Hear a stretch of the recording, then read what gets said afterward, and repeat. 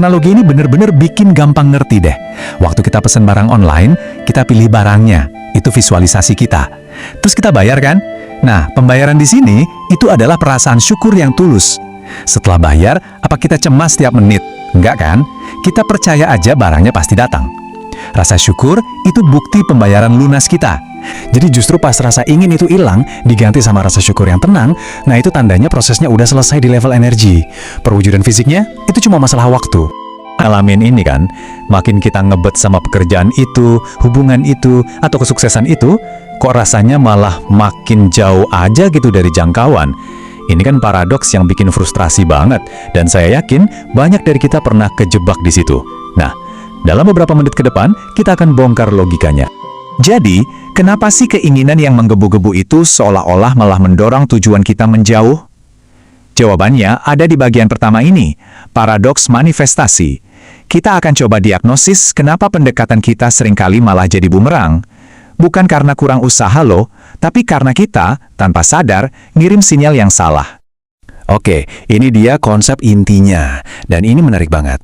Bayangin deh, Anda lagi teriak di sebuah lembah. Apa yang Anda teriakan, itulah yang bakal balik lagi sebagai gema. Nah, dalam hidup, perasaan kita, itulah teriakannya atau sinyal yang kita kirim. Realitas yang kita alami, yaitu gema. Yang mau nggak mau harus balik lagi ke kita. Sederhana, tapi dalam banget artinya. Nah, slide ini nunjukin perbedaannya dengan jelas banget. Coba deh lihat di kolom kiri. Ini pendekatan kita pada umumnya. Kita ngerasa kurang, jadi sinyal yang kita kirim adalah ingin. Gema yang balik, ya jelas, kondisi di mana kita terus-terusan ingin dan kurang. Sekarang, bandingin sama yang di kanan. Pendekatan rasa syukur. Sinyalnya adalah saya udah punya ini. Perasaannya, kepastian. Hasilnya, gema yang balik ya harus sesuai sama sinyal itu. Perwujudan fisik dari apa yang kita rasain. Nah, ini dia poin kuncinya. Waktu kita masih dalam kondisi menginginkan sesuatu, secara nggak sadar kita itu lagi ngakuin kalau kita belum punya benda itu. Justru keinginan itu sendiri yang menciptakan jarak, sebuah pengakuan kalau hal itu belum ada di sini. Masalahnya, jarak yang diciptakan sama keinginan ini nggak berhenti di situ aja. Di bagian kedua ini, kita akan lihat gimana hal itu ngebangun sebuah siklus negatif yang saya sebut lingkaran setan keinginan.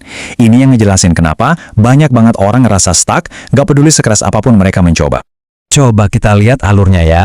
Pertama, kita mulai dengan perasaan kurang. Kedua, ini otomatis ngirim sinyal butuh. Ketiga, alam semesta yang ibaratnya cermin sempurna, ngasih kita lebih banyak pengalaman butuh. Dan keempat, ini bikin kita makin pengen lagi yang akhirnya cuma memperkuat sinyal awal tadi. Dan siklus ini ya muter terus di situ, nggak ada habisnya. Jadi, gimana caranya kita keluar dari lingkaran setan ini? Jawabannya bukan dengan menginginkannya lebih keras lagi. Itu cuma bakal bikin rodanya muter makin kencang. Yang kita butuhin, itu pergeseran paradigma total. Inilah solusinya. Kita ganti seluruh sistem operasi kita dengan sistem operasi rasa syukur. Ini nih, pemahaman yang paling penting. Banyak orang nganggap rasa syukur itu cuma kayak alat buat minta sesuatu.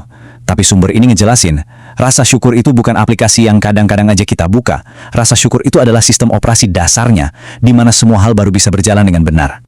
Oke, ini kedengarannya aneh, saya tahu. Tapi coba deh pikirin, kita kan nggak mungkin menginginkan sesuatu yang udah kita punya. Jadi justru pas rasa ingin itu hilang, diganti sama rasa syukur yang tenang, nah itu tandanya prosesnya udah selesai di level energi. Perwujudan fisiknya, itu cuma masalah waktu. Analogi ini bener-bener bikin gampang ngerti deh. Waktu kita pesen barang online, kita pilih barangnya. Itu visualisasi kita. Terus kita bayar kan? Nah, pembayaran di sini, itu adalah perasaan syukur yang tulus.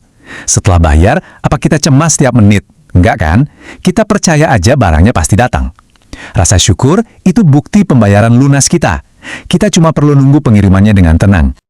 Oke, mungkin ada dari kalian yang mikir, ini kok kedengerannya mistis banget sih? Nah, bagian ini buat kalian. Mari kita bedah gimana proses ini beneran bekerja dari sudut pandang logika, psikologi, bahkan neuroscience. Ini bukan sihir, ini soal gimana otak kita bekerja paling optimal.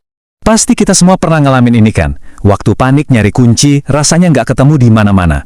Begitu kita nyerah dan rileks, tiba-tiba kita lihat kuncinya tergeletak gitu aja di depan mata. Kenapa bisa gitu? Pas kita stres, otak kita itu dibanjiri kortisol, hormon stres, yang bikin fokus kita jadi sempit banget, kayak pakai kacamata kuda. Hasilnya, ya kita jadi buta sama solusi. Sebaliknya, waktu kita melepaskan dan rileks, kondisi yang sama dengan rasa syukur, otak kita tenang, pandangan kita jadi luas. Dan hasilnya, solusi yang dari tadi ada di sana akhirnya kelihatan. Perubahan di dalam kepala kita ini nggak cuma ngubah cara kita ngelihat dunia loh, tapi juga cara dunia ngelihat kita.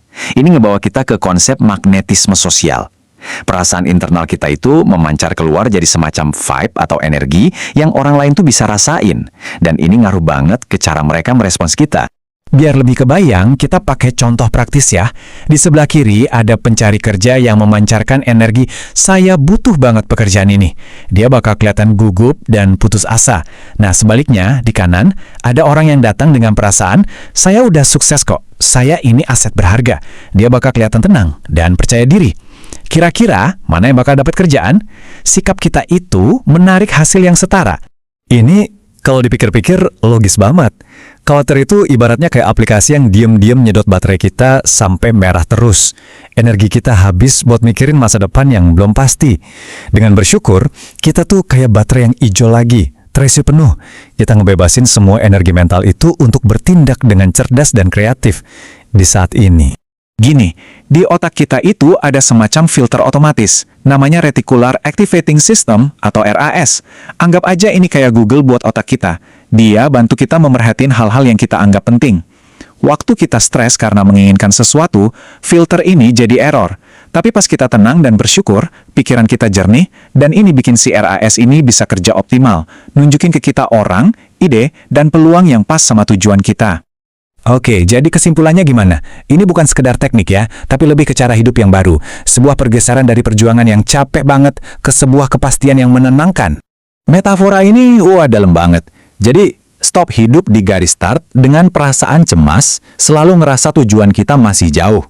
Sebaliknya, mulailah hidup dengan perasaan lega dan gembira, seolah-olah kita ini udah melewati garis finishnya. Ini benar-benar mengubah segalanya. Berhenti mengejar kupu-kupu dengan panik. Tugas kita itu cuma menyelaraskan perasaan kita dengan hasil yang udah pasti ada, terus bertindak dari tempat yang tenang itu. Nikmati aja perjalanannya, kayak lagi jalan santai di taman, karena kita tahu tujuannya, dan kupu-kupu itu pasti bakal datang sendiri ke kita. Dan sebagai penutup, saya mau ninggalin satu pertanyaan buat kalian renungkan.